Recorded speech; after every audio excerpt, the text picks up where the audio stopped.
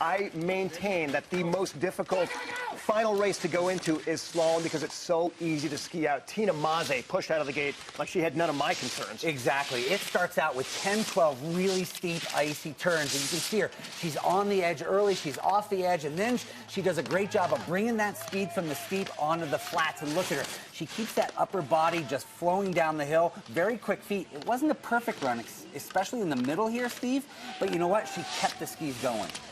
And as you pointed out, you know, she's been trying to maintain the downhill, the Super G. Mikaela Shiffrin has been training. It's very unusual conditions. It was very warm, above freezing for a week, and then it locked up, got cold. It's an uneven surface. It's hard. It's difficult to be ready for. Exactly, and they're going to had to have really used the warm-up courses very well because they've been on hold for 2 or 3 days. So first time back on the short skis on this tough snow. She doesn't have the perfect run, again, down here at the finish, but boy, she takes it big on this first run. Pure fight, pure nerve. Tina Maze. It is, and they haven't been on this kind of snow and this kind of steep in a while, and she handles it perfectly. Tina Maze in the finish leading. It was the 18-year-old Mikaela Shiffrin pushing out of the start in run one, Doug, and we do know that coming into this, she didn't feel that confident about her strength. She's really getting worn down at the end of the year. Yes, very tiring. You can imagine. It's her first full year on World Cup, well, second, but this one was a doozy with all the people that want her, the media, how much success she's had. She is tired. I would have think she would have handled that steep perfectly. She comes from Burke Mountain Academy. It's perfect. She likes the hard snow. But as we've seen all year long, she takes a while to get into the course. So gave up a lot of time on that first steep. I think skiing a little bit hesitant.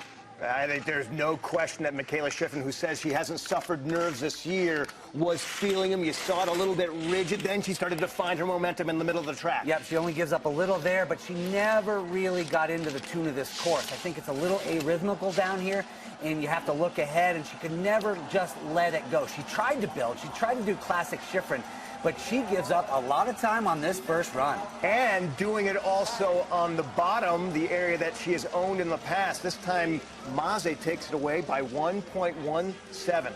Borderline insurmountable lead. You know, and she's got to really refocus, really go to that coaching staff and say, what happened? And then how do I look forward into this second run? But not a good Shiffrin run on that first run. And you can't blame her. Imagine the nerves. Up some bottom speed, but it keeps on rolling here.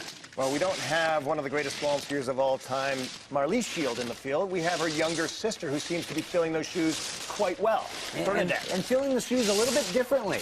I mean, Marlies is a machine. Bernadette, a little looser, having a little bit more fun, got the hair flying, the gold helmet, looser in the legs, and somehow she has made a young career out of making good recoveries and keeping the speed going.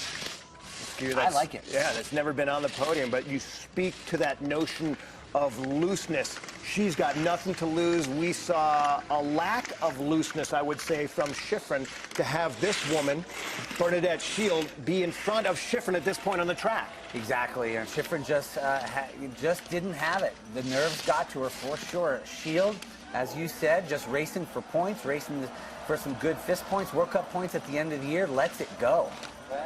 Look at these moves here in the final turns. Right on the very edge, and Bernadette Shield would then push Shiffrin back to 4th place. But it's not about the position. It has to do where she stands next to Tina Maze all year long, and I would include even the World Championships.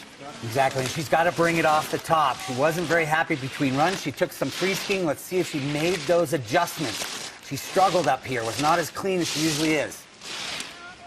Maybe just getting the rhythm right there for Shiffrin. One thing that I talked to her this summer, she wants to build speed faster, having that first run be the one. Well, it's got to be the second run. She's got to make up more time, and at this point, she's losing it, Doug. Nice recovery right there. Now she's online right through here. A little bit better energy for sure. Now, starting to come together for Shiffrin. Shiffrin building a little bit, 3/10. Again, Maze has more than a second on her. You know, it gets tight down here. She's still got a little bit of a slip right there. It has to be perfect. This is where she has built all year long. This is where she's been the strongest. She needs it right now. Some good turns in there from Mikaela Shiffrin. Does she get it? What? Oh! What? Did you see the mistakes? 1.77? Unbelievable. And you know who didn't see it was Tina Maze, and probably a better thing that she did not. That was a run that just kept building and building, and I didn't see that speed. She made up a second in the lower half. There's going to be a lot of people in the world going back to that last third of that course trying to figure out how she divined 1.4 seconds. So that she has, and that can be difficult. Bernadette Shield now underway. Wow. Well, you know, you'd mentioned Maze maybe didn't see it, but Maze sure heard about it and is hearing about it right now. She's got a decision to make, but Bernadette has no decision. She's got to go as fast as possible. She wants to end this year high and fast. And that's not how she started the year. It wasn't until the middle of the year that she got inside the top 10, but now she is flying. So we saw Shiffrin struggled on the top, even struggled a little bit on the middle, but the bottom, from here down, just something unbelievable.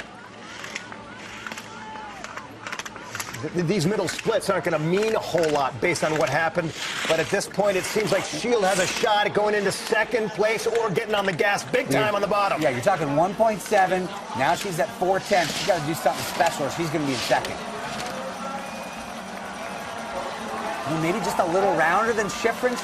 Unbelievable. Giving herself a shot, though, and across the line. Not bad. 5/10 behind Shiffrin. Again, looking at that, still hard to read where all that time that Shiffrin made up. Clock, however, doesn't lie. The clock does not lie, and Bernadette did a good job hanging close through there as well on the bottom of that course. It is turny, it is tight, it is technical. I've not seen Tina Maze suffer nerves once this season. She has been flawless. Watch the skiing. Oh, a little bit tentative. You can see almost having a check turn at each gate on the steep.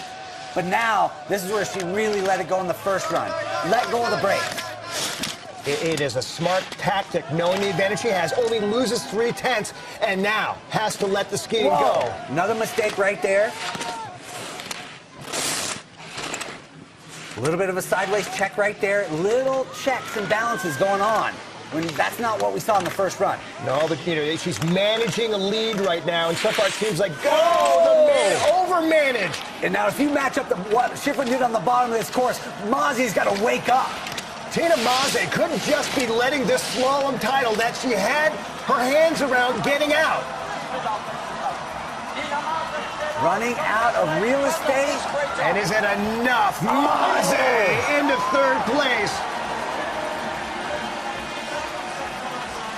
Devastation on one hand, absolute elation on the other.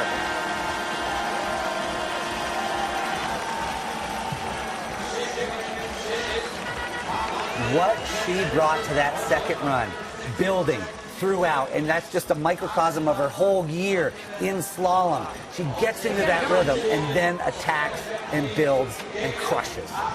Mikaela Shiffrin. And with that, victory number 4 on the season. But that is how hard Tina Maze pushed Mikaela Shiffrin at the end of the year. But you got to look at it both ways. She had Tina Maze, Mikaela Shiffrin, against the ropes, and she didn't take the final swing. No, and Maze decided on a way to ski that second run. It wasn't the way to win.